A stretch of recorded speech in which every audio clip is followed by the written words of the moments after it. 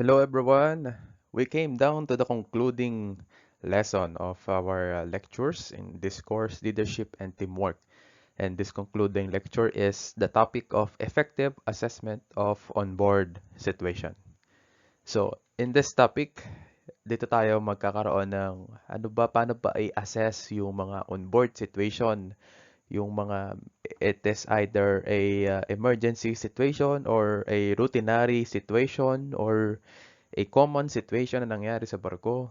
Baka yan merong turmoils sa barko, may mga hindi pagkakaintindihan, misunderstanding, or hindi mo lang naiintindihan yung culture sa barko na sinasakyan mo. So, maraming situation na kailangang i-assess. Mostly, ikaw ay isang navigational officer or officer of the watch ka. At lalo't higit kung ikaw ay nasa management level, chief mate or kapitan. Different on-board situation require different approaches to solve the problem. May mga sitwasyon kasi na, for example, trabaho sa kubyerta or work on deck na nag-require ng ang additional na manpower and even time para lang matapos yung trabaho. Minsan naman doon sa bridge, there are even critical situations that require expert judgment to carry out the decision. And it is not just the OOW that is concerned with the decision making, but pati na rin si Kapitan. Si Kapitan, syempre, he is the overall responsible in the decision making. And he is also the overall in command sa barko niya. At syempre, kung ano man ang mangyari sa barko niya, kargo niya yon. Kahit wala siya, kahit tulog siya, o kahit nasa baba siya at may nangyari sa bridge, kargo niya yon. One example of a onboard situation is the cargo operations. Kasi iba't ibang barko, iba't ibang cargo operation yan. But one thing is for sure, the safety of the cargo is the priority. Cargo gears and equipment like cranes and cargo booms can incur damage to vessel superstructure and cargo hold and cargo area. So, assessment ng cargo operation should be done to avoid a greater damage and to have a good cargo watch. Lalo't higit, for example, doon kayo napunta sa makalumang puerto na wala talagang automation na nagaganap. Even yung mga crane niya is hindi siya hydraulic cranes, kundi mobile cranes na kailangan pa talaga ng tao para na nakatutok doon to ensure the safety of the operation. Cargo securing and cargo stowage should be monitored for early detection of misstowage. Yung misstowage is yung mali-mali yung pagkakalagay. So, pag mali-mali pagkakalagay mo, pwedeng magkaroon ng discrepancy sa next port of destination nyo. Okay, kasi tandaan natin dyan sa ating pag-arrange ng cargo para maiwasan ang restowing kasi kakain siya ng time, kakain siya ng panahon, is tandaan natin yung natutunan natin sa seamanship in cargo handling and cargo management na sinasabi natin na first in, last out. Okay? So, yung first in, last out. So, kung ano nilagay mo sa ilalim, yun ang huling ilalabas sa bodega or sa cargo hold. In a container vessel, one twist lock or stocking cone that fell into a wrong socket or not placed in a correct position can affect the whole stock of cargo. If it will be ignored or left unattended or will be delayed for correction, it will be worse and it will affect the completion of cargo operation. So this is an example of a stowage ng container vessel, ng container ships. And nakikita nyo dito is this is the stocking cone at nasa baba niya naman is yung semi-automatic twist lock. Ito yung cargo securing or cargo securing devices ng container vessels. So imagine, pag may isang sumala dyan o kaya may isa na hindi nalagyan ng twist lock, at siya ay napapunta sa ilalim, imagine yung sistema niyan, aalisin mo yung nasa ibabaw para lang ma-correct yung nasa ilalim. Kasi pag pababayaan mo yan, pag nagkulang yan ng twist lock sa ilalim, magiging mahina yung securing niya. At kapag maalon, magkakaroon tayo ng misstowage or matatapon yung kargada. O kaya naman, kapag nagsala yung pagkakalagay niya, tatabingi siya, isang konting alon lang o maliit na swell lang sa dagat ang makabangga ng barko, laglag ang kargada mo. Kaya kailangan i-monitor talaga sa lahat ng situation on board kapag nasa puerto kayo is the cargo operations.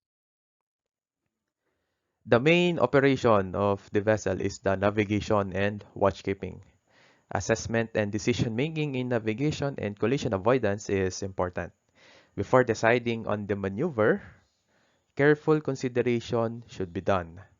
The OOW should have the spatial orientation of the area. Pag sinabi natin spatial orientation, alam mo kung yung geographically yung lugar mo. Saan maalon, saan mababaw, saan ako pwedeng pumunta, hanggang saan yung shallow water area, hanggang saan yung fishing haven, saan may lumubog, hanggang saan ako pwedeng lumiko.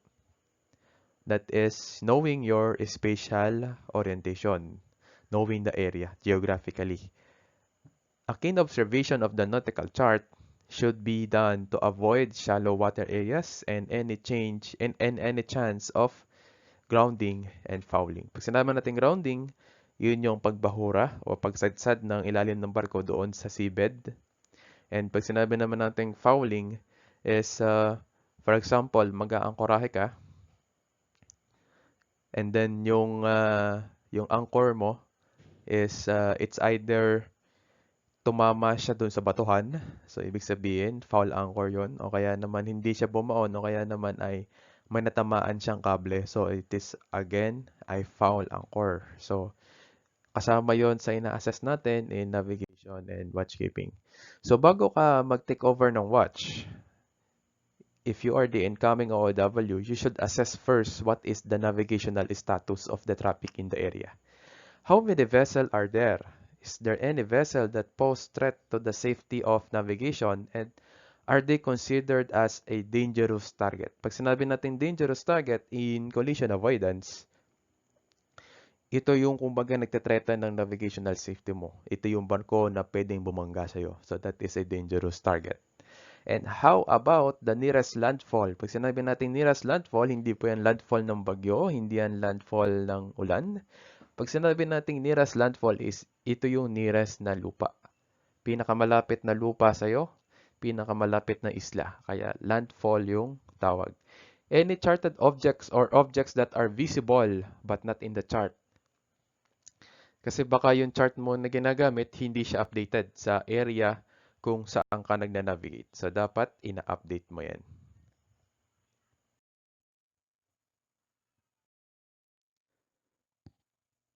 Meron tayong guide sa pagna-navigate and sa watchkeeping na mini-maintain natin. Meron tayong Master's Standing Order. So, Master's Standing Order, ito yung specific orders ni Kapitan para masundan mo. And at all times, the OOW must follow and observe the Master's Standing Order. These are the set of special orders from the master that should be followed, and there are specific standards when to call him at any time. So, ang kauna-unahan dyan, tinatawag si Kapitan is kapag lumabo na yung daan. Halos hindi mo na makita, tawagin mo si Kapitan. The state of visibility. Density of traffic. Pag alam mo sa sarili mo na hindi mo kayang i-handle mag-isa yung navigation dahil marami ng barkong sumasalubong sa'yo, tumatawid, hindi mo alam kung tatawid o sasalubong or uunahan ka, mag-overtake, o kaya naman ay binubundutan ka na hindi naman mag-overtake. O kaya naman magkakat sa'yo ng truck. No? So, tatawagan mo na si Kapitan. For example, may lumubog na barko malapit sa'yo tapos nakarinig ka ng Mayday, Mayday, Mayday. So, meron kang distress call, tawagin mo si Kapitan. At ang pinakamahalaga na tatawagin mo si Kapitan is when in doubt. Pag hindi mo na alam ang gagawin, any hairline doubt o kumbaga yung time na kinabahan ka, tawagin mo na si kapitan kasi ibig sabihin you are in doubt. When in doubt, call the master. For example, nakatanggap ka ng bad weather advisory, so tawagin din si kapitan. At yung any other things na i-identify ni kapitan na sasabihin sa'yo, tawagan siya. For example, tawagan siya kapag marami ng fishing boat sa area. Yun, tatawagan mo siya. So those are the master's standing order. Another set of rules na kailangan i-follow is the Bridge Operational Manual or the BOM. To further assess the situation in accordance with the standards of the company, they have created the BOM or the Bridge Operational Manual. This is to guide the officers on how to navigate and maneuver the vessel in due regards with the fuel efficiency, safety of cargo, and life at sea, and care for the marine environment. The BOM also defines the matrix of responsibility to have a systematic approach on assessing and deciding the next course of action. While on watch, the OOW have the responsibility as the master's representative in conning the vessel and communicating to other stations. Meron tayong kasabihan sa barko. The one who is on the bridge is in charge of the whole vessel. For example, ikaw lang, mag-isa ka dyan, ikaw lang ang nasa bridge, ikaw lang ang nagpapatakbo ng barko, ikaw ang may dala ng buong barko. You can command anyone kapag ikaw ang naka-duty. Kasi ikaw ang duty officer. Ngayon, pagdating ng kapitan sa bridge, it will not relieve you on your authority as the duty officer, but pwedeng mag-advise sa'yo or pwedeng kunin ni kapitan sa'yo ang mando anytime. But you are still the duty officer. This is an example of a document na specific sa company ko. This is from NSB, a German company. So this is the Bridge Operational Manual. So dito nakalagay na yung mga set of rules na kailangan mong i-follow in any state of navigation, seamanship, and collision avoidance. And then this is the matrix of responsibility na nasa BOM din. So dito naka-specify, for example, meron tayong preparation for departure on BOM on the first item. So si master on D, siya yung responsibility for decision. So i-decide niya, ready na bang umalis ang barko o hindi. So he will decide. So si chief mate naman, letter E, responsibility of execution on deck. So, i-execute niya kung paano magiging ready yung barko. Si second mate naman, C and E, responsibility for cooperation and responsibility for execution if on duty sa bridge. So, for example, naka-duty ka sa bridge or ikaw yung duty sa cargo operation, you will execute and you will cooperate kung para maging ready ang barko for departure. Same as with the third officer and fourth officer. So, kung sila ang naka-duty on that time. Others, mga rating, si bosun or si ship mechanic or si deck fitter, in other words, is sila naman yung responsibility for cooperation. Kasi nakikipag-cooperate sila para ma-prepare ang barko for departure. So ito yung sinusundan natin na flowchart or sinusundan natin na matrix sa pagde-decide sa barko, sa pagde-decide ng kung ano mang situation na meron tayo dyan. Even nandyan ang voyage planning, anchoring, cargo stowage, seaworthiness, okay? So nandyan lahat siya. Nandyan lahat, anong function mo, anong gagawin mo, so hindi ka maliligaw. Even si Chief Engineer kasama kasi si Chief Engineer ang responsibility of execution. Pag sinabi ng kapitan na ready na yung barko sa taas, okay, so dapat yung makina ready na rin. So those are the one content of BOM, and that is the matrix of responsibility. In emergency situation naman, we have the damage assessment. In any damage, the emergency situation in course or nagagawa ng emergency situation, it should be assessed to know if the vessel can be rescued or not. If the damage is due to fire and the vessel can still be saved, it should know the degree of damage to plan for repair. So, pwede siya na onboard repairs, mga welding-welding lang, o kaya naman pag malala talaga yung barko pero hindi lumubog, ang ano dyan is dockyard or magde-dry dock na kayo at yan ay dock repairs. Yung ibang damage na sobrang lala talaga and hindi mo madedeclare bilang ikaw ay kapitan, hindi mo madedeclare na yung barko mo ay seaworthy. So, wala nang ibang option kundi abandon ship. So, uunahan mo na. Uunahan mo na lulubog yung, uunahan mo na mag-abandon ship bago pa lumubog yung barko. So, that is one assessment of onboard situation. So, for example naman, bumangga yung barko. So, collision kapag sa ibang barko na gumagalaw.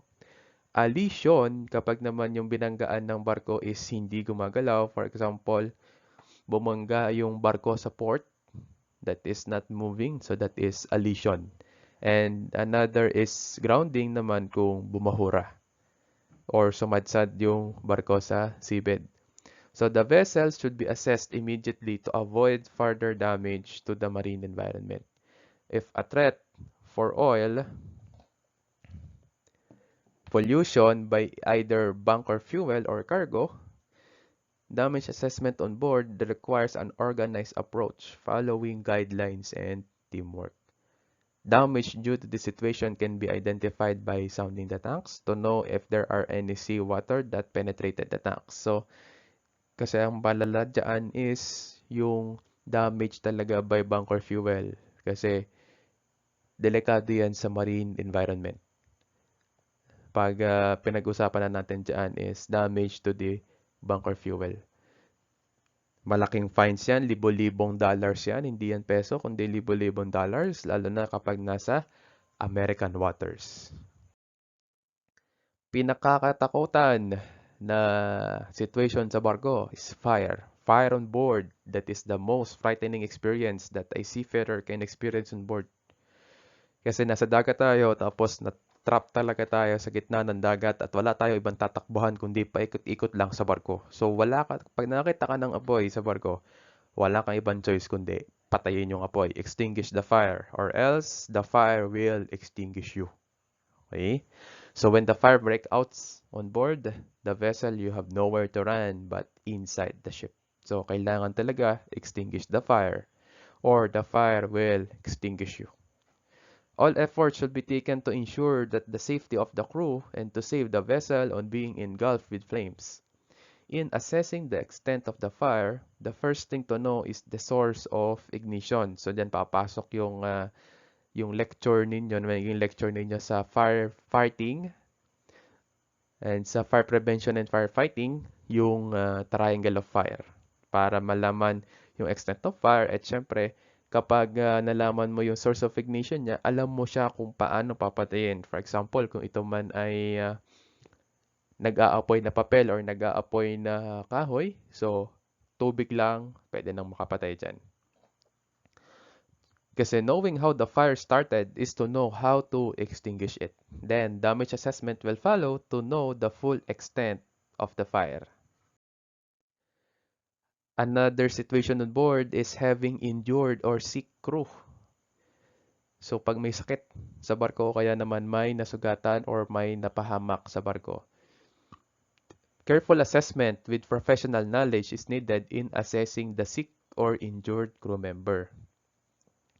Every vessel have their own dispensary or sick bay or hospital or clinic that is equipped with complete medical needs and medications.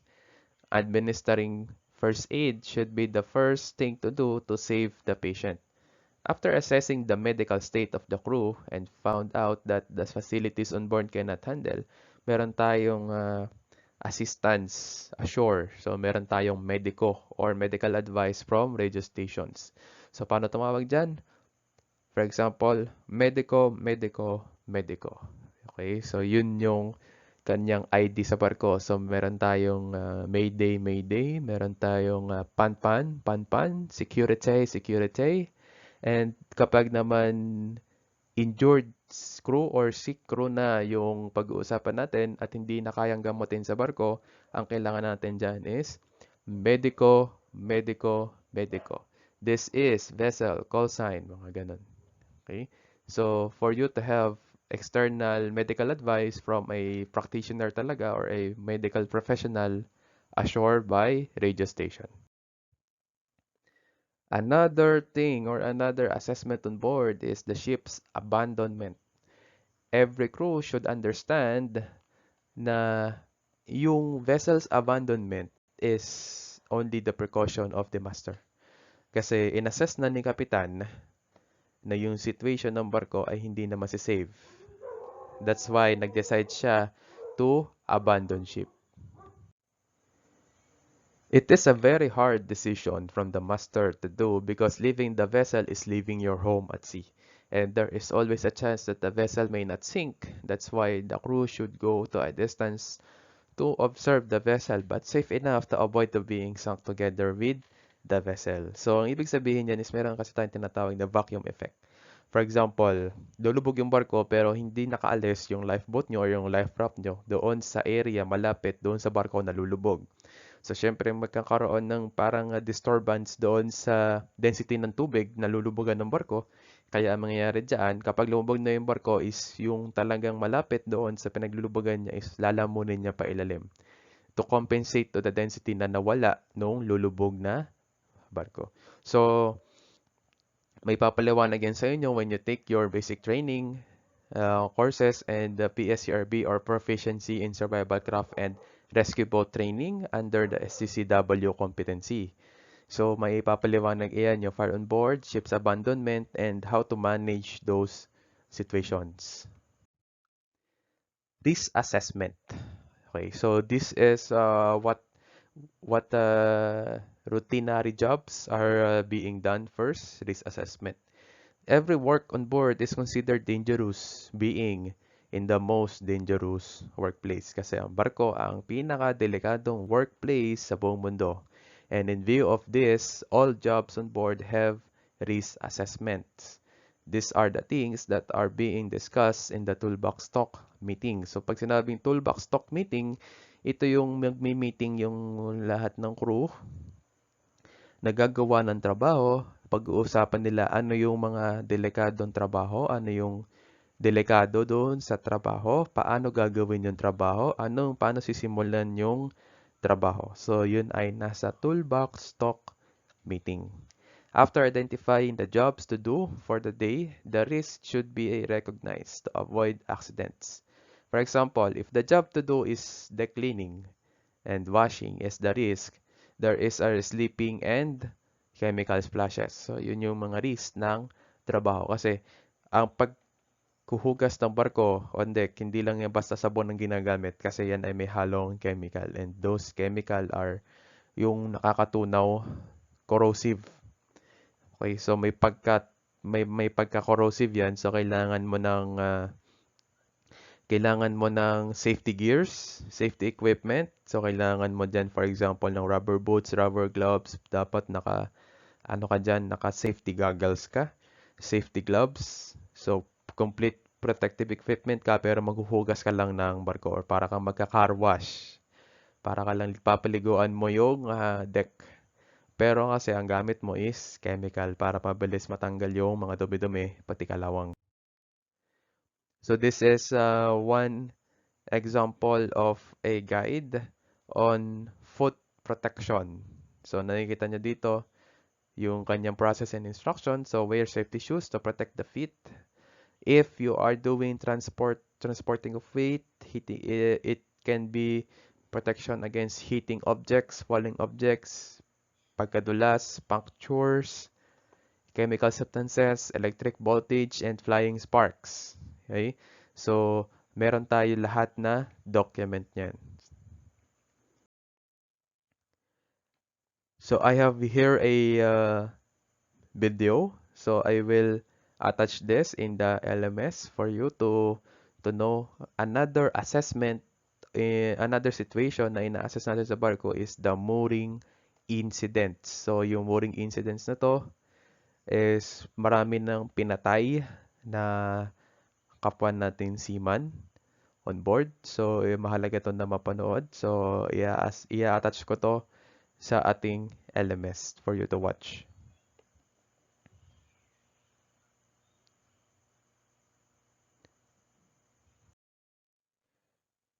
Next is the safety committee meeting.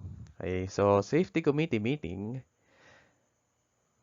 this meeting is concerned with the overall safety of the vessel and its operations. It should be conducted every end of the month, and all crew members should attend the meeting, or the safety committee members only, as ang yung attend lang sa meeting, and it is under the master's discretion na. The goal of the meeting is to discuss all the matters concerning OHAS, or Occupational Health and Safety on Board. Pag-uusapan din natin dyan sa Safety Committee meeting ang LSA, or Life Saving Appliances, FFE, or Firefighting Equipment, ISPS, or International Ship and Port Facility Security ng barko, Hygiene, and Health on Board. Other topics na included sa Safety Committee meeting or SCM is environmental protection, garbage management plan. So, paano tayo mag-manage ng segregation ng basura on board? Meron tayo niyan. Pinag-uusapan din siya. SEEMP or SEEMP, or Shipboard Energy and Efficiency Management Plan, kung paano daw tayo makakapag-conserve ng kuryente sa barko. Yes, pinag-uusapan din yan. And other activities to do in the upcoming port of calls. Ano yung mga activities na for the upcoming port of calls na nilulook up natin? For example, meron tayong darating na bisita. Ang mga bisita na is either a internal auditor, external auditor, flag auditor, flag state auditor, port state control inspector, flag state inspector. So sila yung nagche-check kung okay pa ba yung ginagawa natin sa barko. So minsan mga MLC authorities. So yung MLC, titingnan nila yung mga oras. Pagod ka ba? Kulang ka ba sa tulog? Bakit ka kulang sa tulog? Okay, so yun yung mga ginagawa, yun yung mga inaasahan natin sa puerto. At syempre, nandiyan din yung mga provisions. Pag sinabi nating provisions is ito yung darating na mga stores, food supply, pwede rin yung mga spare parts, hardware, software, and pinaka-iniintay natin dyan na announcement is yung mga uuwi. Okay? Kasi sa mga port of calls, nandyan din yung mga uuwi o yung tinatawag nating crew changes. Sino ba ang mga safety committee meeting members? So, unang-una syempre si kapitan or the master. Ang kanyang katayuan sa safety committee is siya ang committee chairman. Siya rin ang Ship Security Officer or the SSO. Si Chief Officer naman is the head of the deck department at siya rin yung safety officer. Sa ibang kumpanya, naka-specify na si third mate daw ang pinakang head ng safety and si chief mate naman ang security. So, different company, different rules.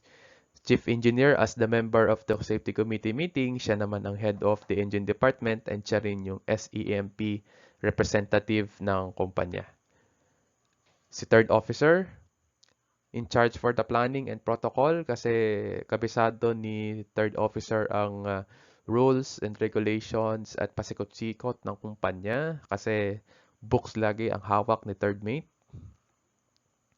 Siya rin ang deputy safety officer. Siya rin ang deputy ship security officer at siya rin ang secretary. So siya ang tagasulat ng minutes of the meeting. Si Bosun kasama din bilang deck safety warden at syempre siya ang tanungan ng mga tao. Kumusta na ba ang mga AB at OS natin dyan? Kumusta ba si Kadete? Masipag bang mag-aral si Kadete, boss? Okay, so yan ang mga tanungan. And si engine fitter bilang engine safety warden. Pag sinabi nating safety warden, sila yung mata ni safety officer, ni chief mate at ni chief engineer. Sila yung mata nila sa makina. So, bilang siya yung pinakamatagal or pinaka-experience na crew sa makina, siya na yung tinawag nating engine safety warden. Ganon din naman sa deck, si bosun. This is the template of the safety committee meeting. So kung makikita nyo, this is a formal template talaga na ginagamit namin sa kumpanya namin. And meron dyan yung pinag-uusapan, every topics, iisa-isahin yan at sisulatin yung may records kung may issue na pag-uusapan. So this is the templates of safety committee meeting. I will have a separate lecture on this para pag-usapan yung topics ng safety committee meeting. And sa huling part ng document is kailangan papermahan ng safety committee members kung ano man yung napag-usapan sa safety committee meeting. Ipapaskil sa public space sa barko. Pwede yan sa malapit sa kainan, sa crew mess. And ipa-file sa company booklet. Okay? So, those are the kumbaga dito sa idea na safety committee meeting, dito muna talaga i-assess yung buong situation sa barko kasi lahat na ng situation sa barko nandito. And this is the concluding part of all the lectures ng leadership and teamwork on this semester. Pero meron pa akong additional lectures na tungkol sa safety committee meeting. Again, this is your instructor for this course, for this subject. I'm Sir Melvin. Thank you.